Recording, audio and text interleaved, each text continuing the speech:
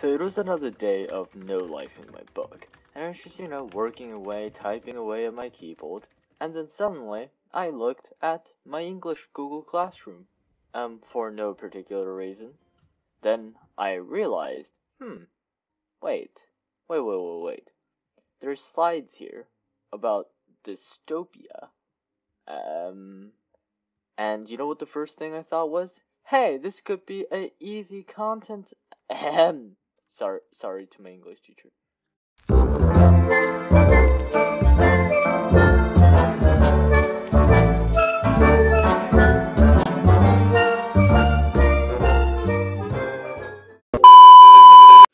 Hello fellow BookQuesters. So yeah, I decided to steal content off my English teacher because I'm an awesome person.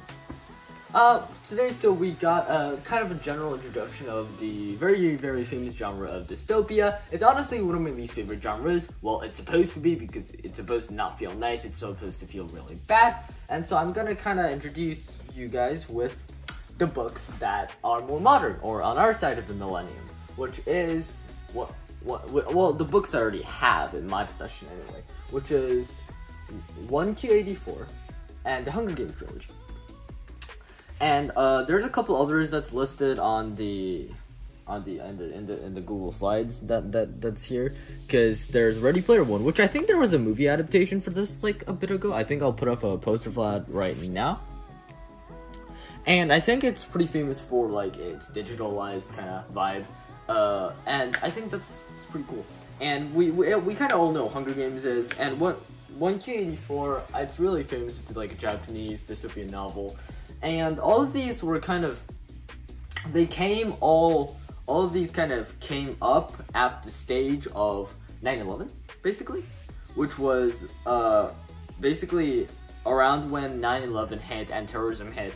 Kind of the youth of 2000s, we kind of thought, hey, our lives felt threatened, and we felt like there was something wrong with the world. And because of that, we wrote dystopian novels that kind of showed how we felt like when the 9/11 raids hit, that our childhoods were destroyed.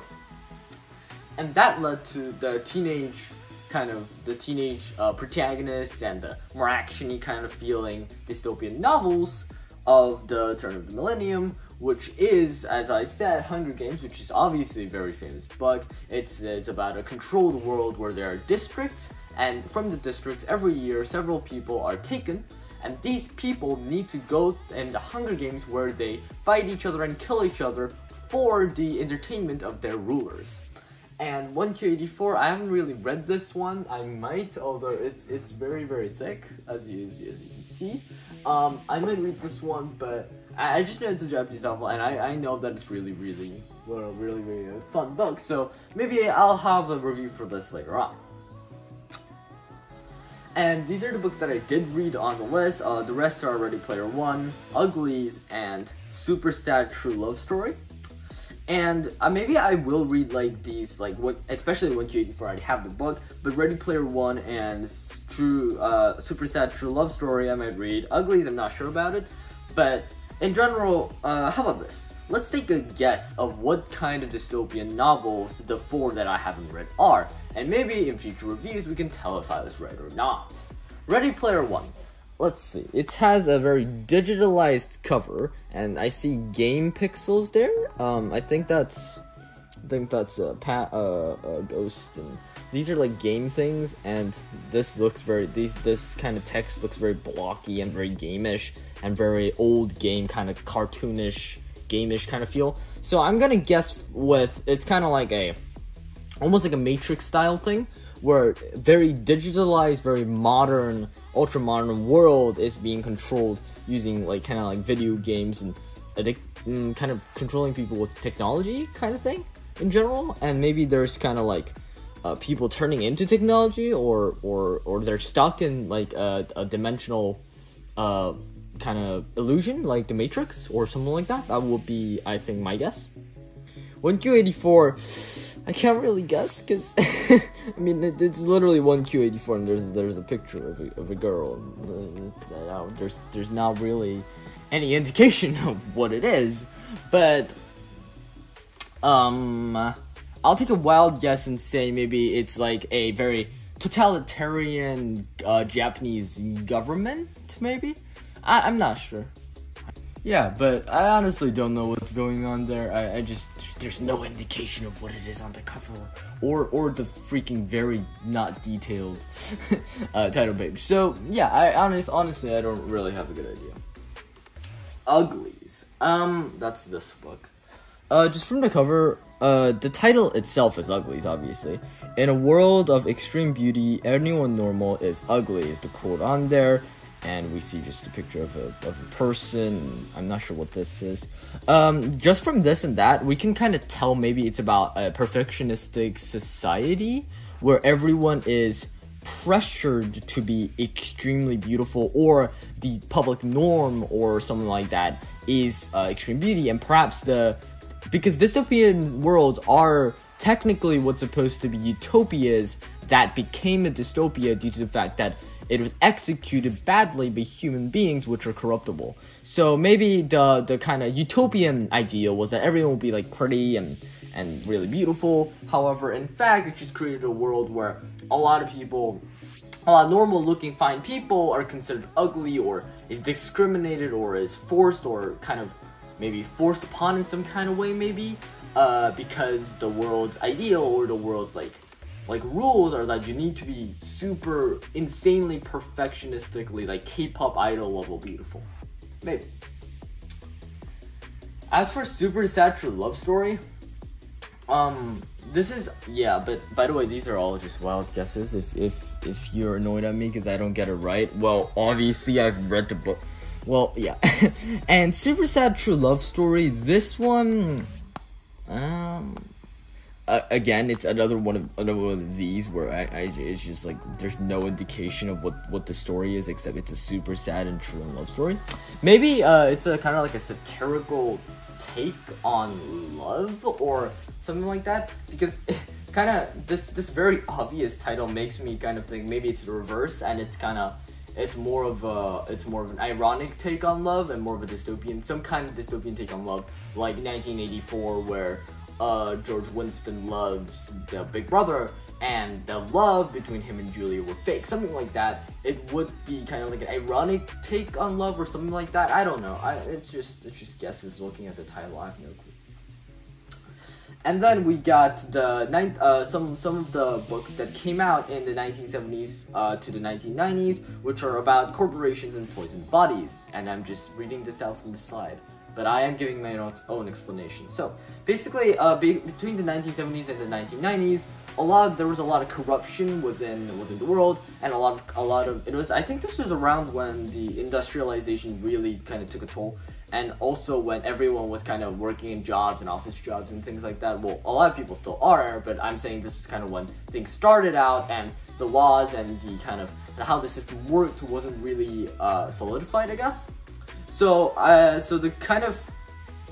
so basically dystopian novels kind of reflected that upon the books and showed like these almost very kind of metallic, very machinery, almost very corporation and corrupted corporation based, very hard, very unbending, kind of very strict societies. And I haven't read these three. I know this one is really famous. I tried reading it once, but I didn't like it.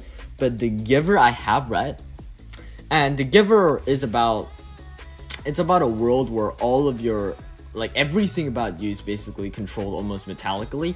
Like, for example, if you want to marry someone, you just put in an application for it, and then you get it. It's a good world.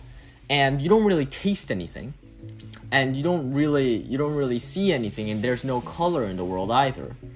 And it's like a world where everything is very just business. It's just machinery. It's just everything is just system based and supposed to be and technically should be a happy world for everyone.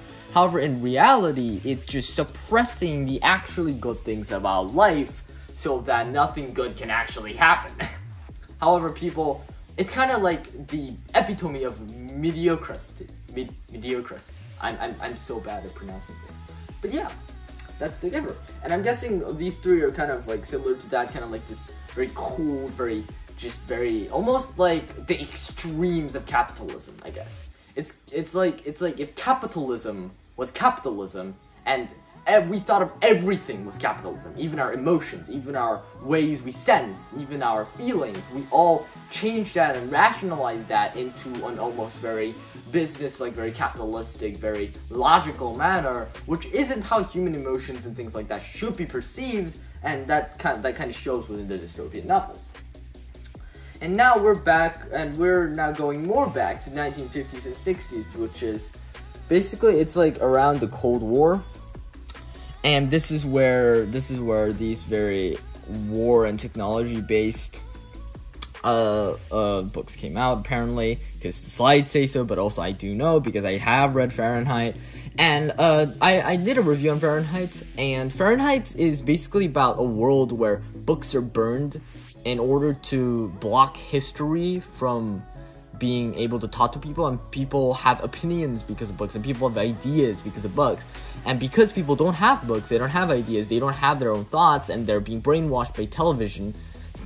That sounds really ironic when I hear it, but that's actually what's happening. It's like an advanced version of television, and everyone is very confused and very has no real opinion of themselves, and they think they're happy, but they don't know what happiness feels like, because books, in a way, allows us to feel the emotions of the character. That's why books are so powerful, but because books don't exist, because there's nothing in their ordinary lives that can make them feel any kind of emotion or any kind of information or happiness, it makes it so that the world is, well, passive. Well, no one does anything, really. However, that makes the world a place where no one has any opinions and no one has free thought or knows history. Which kind of, yeah, it's kind of cold world in my opinion. I'm a debater, so a world where no one has an opinion sounds like a bit of torture to me. And this is kind of all related to like kind of technology, because there's like a huge amount, like, you know, flamethrowers, and there's this thing called the Hound that hunts things down and kills people. And there's a lot of complicated stuff in there, and I'm not gonna do the page guessing thing on this one because we're running out of time. And back to the past, in the 1920s and 30s, we are defining the genre, and this is when dystopian novels actually became a thing. And the thing is, like, it's not like this. Dystopia is very different from a traditional genre like mystery or fantasy or adventure, because the thing is, it's really more based on, it's not supposed to be entertaining. Of course, it could be entertaining. I'm not saying it isn't. Some books are, like Hunger Games. They're very entertaining to read, and they are dystopian novels. And however, this one's more action-based. I don't know. But usually, dystopian, the purpose of fantasy or adventure is to give you that heart-fluttering feeling of that adventure, of that fantastical thing that takes you out of your ordinary lives into the shoes of the characters. Meanwhile, dystopian novels have the direct opposite effect, which is supposed to warn you about a possible future or a social issue that is occurring in the world or could occur in the world if situations get worse. It is supposed to be a warning. Yeah, I know people have heard this cliched lines from history teachers all the time, like, oh, we learn history because we don't want to repeat the bad stuff and we want to repeat the good stuff. Well, dystopian novels are like a precognition of the bad stuff that will happen in history or is happening in history, and showing that through books to warn us so that it won't happen in the real world and it won't be a part of the history that we're warned by. And it you can think of it like a simulation of history almost. And these books were the ones that defined the genre. Brave New World is by Aldous Huxley, and Brave New World, I believe, is about drugs.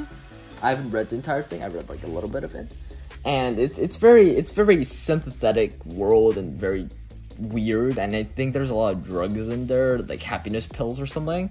And it's very cold, weird world. 1984 is a book that I have a specialized hate for. Therefore, I do know pretty well about it because I read it, but.